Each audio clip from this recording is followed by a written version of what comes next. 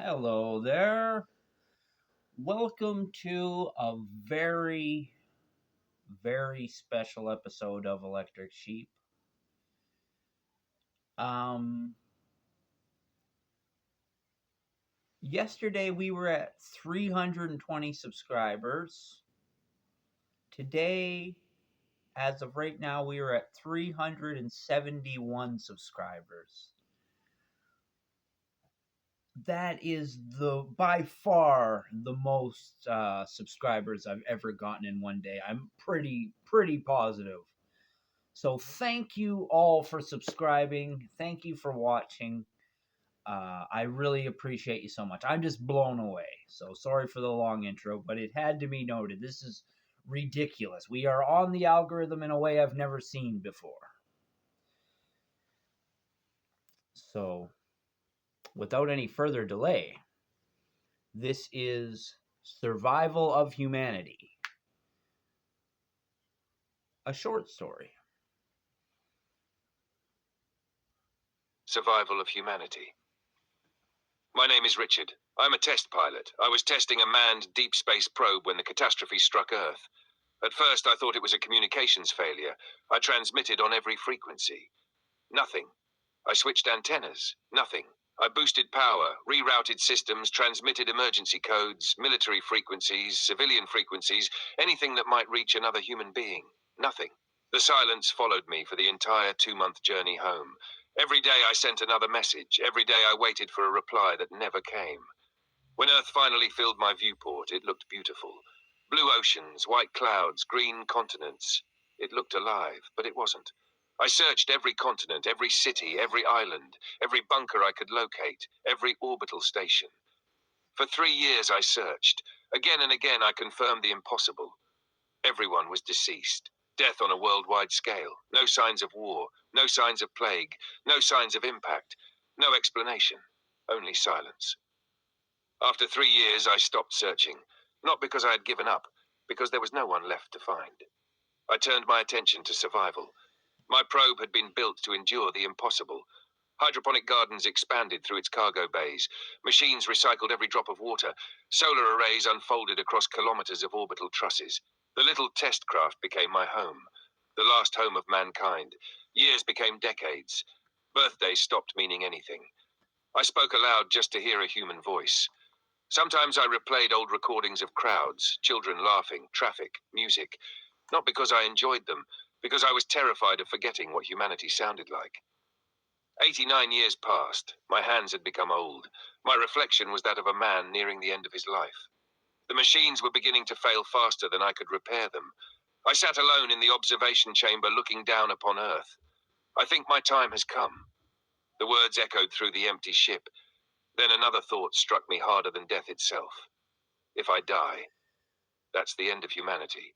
I wept, not for myself, for 8 billion voices that would never speak again, for every dream, every song, every language, every joke, every act of kindness, everything humanity had ever been, all ending with one lonely old man drifting above his home. Then the stars changed. Space folded like fabric. Ships larger than continents emerged from impossible distances. They surrounded my tiny vessel but did not threaten it. One being appeared inside my ship without opening a door. Its form shimmered like living light. We have come from far, far away from Earth. I stared without speaking. The being lowered its head. We are responsible for ending the human race. The words struck harder than any weapon.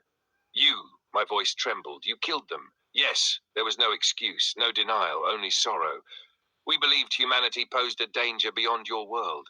We acted without fully understanding who you were. My fists clenched, you destroyed everyone.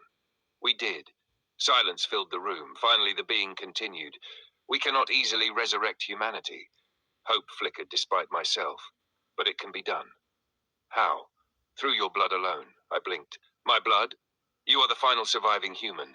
Within your living cells remains the complete genetic legacy of your species.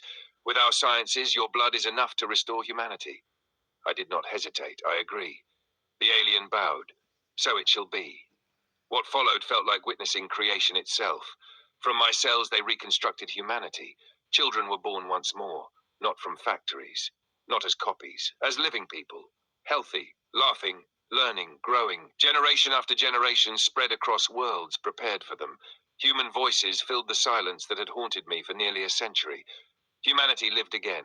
When I expected my own life to finally end, the beings returned. You have fulfilled the greatest duty any member of your species has ever carried. I only did what anyone should have done. Perhaps. They touched my shoulder. We cannot undo what we did. No, but we can honor what you have done. Warmth spread through every part of me. My aching joints vanished. My failing heart grew strong. The weight of 92 years disappeared. I looked into a polished panel. A young man stared back.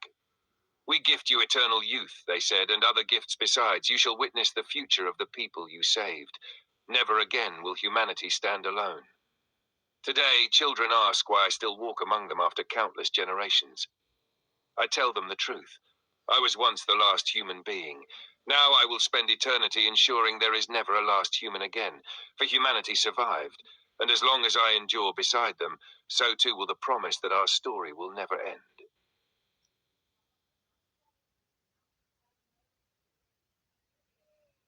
Well, I really liked the way the story turned out. It didn't end with the title like it was supposed to, but that's okay. I wanted to make sure that the character was older than 69 years old, because that's how old my dad is right now, and I would like him to have more years on this earth. But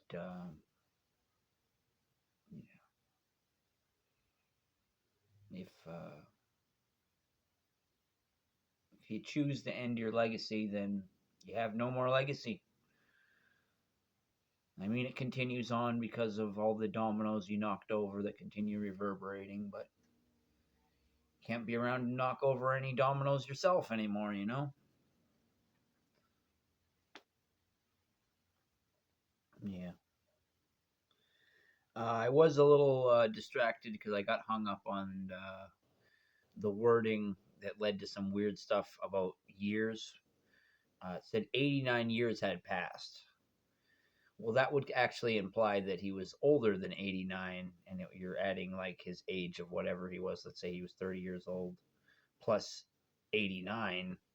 So now he's 119 years or something like that. But then he said he was 92. And so much for that. But that's an annoying detail, but if it had just said he had years passed until I was 89, but it said 89 years had passed, and so it was bad word. It was like incorrect wording on behalf of ChatGPT. But honestly, maybe that was wording that I put in the original draft, and it copied it. I would like to think those are the kind of things that I would want ChatGPT to correct and not carry through, because it reworks my wording all the time. And so if it sounds weird, I wish it would do something with it. But I really want to talk more about what the message is here.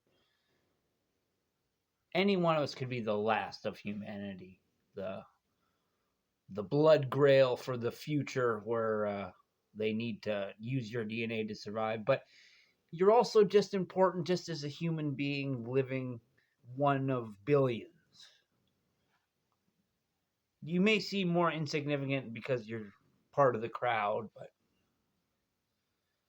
it was incorrect in the story where they said you have a complete record of humanity's genetic memory, because it wouldn't be complete because there's so many people missing. Like, sure, you get a lot of genetic memory in one person's genetic history. It goes well all the way back to the beginning. But it wouldn't be complete because all the other people of his generation are gone.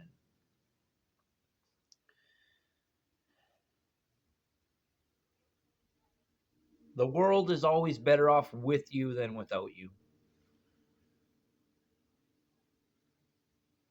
I know it's hard sometimes. I love you. so much.